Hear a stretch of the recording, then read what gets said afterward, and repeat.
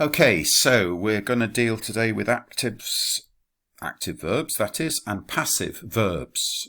So we're looking at page 17, and it explains on page 17 that the boy kicks the ball, so that's an active sentence. And you can have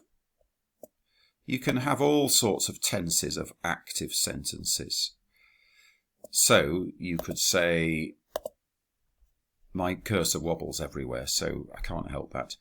You can say, the boy kicks the ball, kicked the ball, will kick the ball. All the verbs you've done until this point are active verbs. The subject does something to the object. The nominative does something to the accusative. The new thing, the new kid on the block, is passives. So think about it. The boy kicks the ball. The same idea can be expressed passively. The ball is kicked by the boy. The ball is kicked by the boy. The action is the same. It's just a different way of talking about it. And you have this word by. That's the easiest way to spot you've got a passive. Let's turn over to page 18. Because you can have different tenses of actives, imperfect, future, whatever.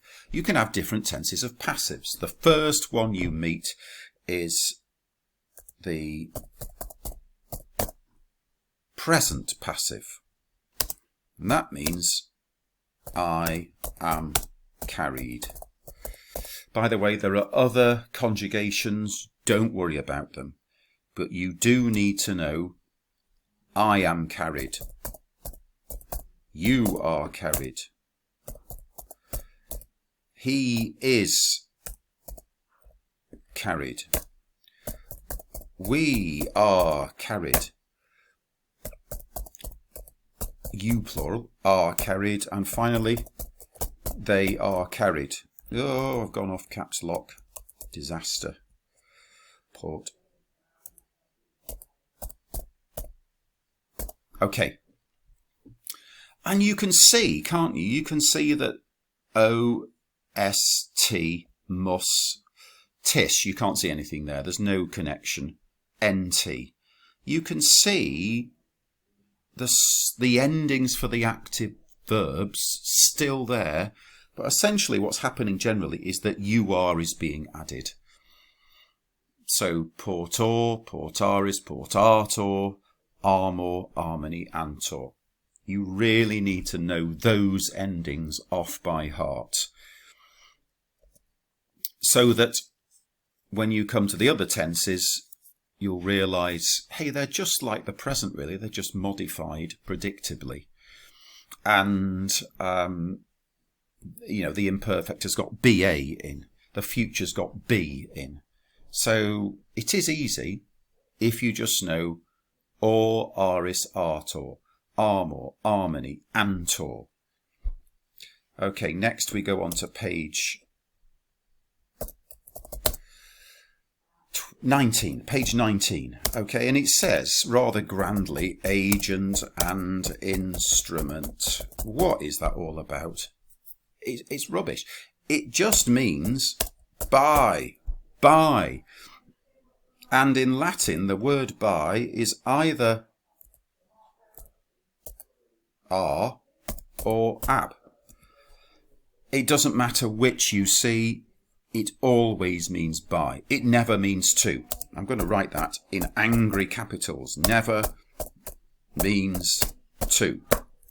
Don't ever confuse ab with a B with ad with a D. Ab with a B never means to. In Spanish and French you see a and it can mean to. It never means to in Latin, ever, ever, ever. It always means by. If you see by, you know you've got a passive. So the author, Taylor, is trying to make it sound grand. Just watch out for R or ab. By the way, if it's a thing rather than a person, you'll probably just get the ablative case, which means by, with or from. So you might not have are or ab, but generally you have are or ab. Hey, the other tenses then. Page 20. Not page 20. Page 20, you can see the imperfect. I was being run over. The ball was being kicked repeatedly during the football match.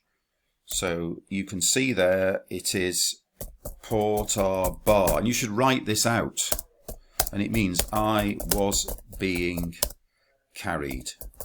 This is the one you should write out in full. Bar, baris, bartor, barmore, barmony, bantor. Notice it's the same as the present, but it's got ba in. And again, you can say by. I was being carried by several slaves. Okay, so watch out for the imperfect. Then, forget the other conjugations. They don't matter at this stage. Page 22 is next. Page 22, future passive. I will be somethinged. And look how it goes. It's just so easy. Because it goes portar bore. Be equals future. Bore. Don't worry about the second person singular. Because annoyingly it goes portar beris. But the be equals future. You should know that from nekar bo, I shall kill. Nekar bis, you will kill. Okay? So, bor, beris, bitor, bimor, bimini, buntor. So the endings are sort of the same, and the be equals future. Ba is imperfect. So portar bor, that means I will be carried. And by the way, don't worry if it means shall or will. Haven't got time to explain that. It's English that's complicated there. So write out the imperfect, write out the future, and then you've done all the passives you need to do for the moment. And the next thing I want you to do, and there's a help sheet on Firefly Resources, is this story on page 24. Cloelia. There's an extra help sheet. There's vocab in the book on page 24 and 25. I want you to do all of it. Our next lesson, I'm told, isn't until the 2nd of November. That's practically Christmas. So do it all, please. If you can find a few moments here and there, do a bit at a time. On alternate lines, in your exercise book. No mistakes, because that just annoys me. So don't make any mistakes. And I'll see you on the 2nd of November.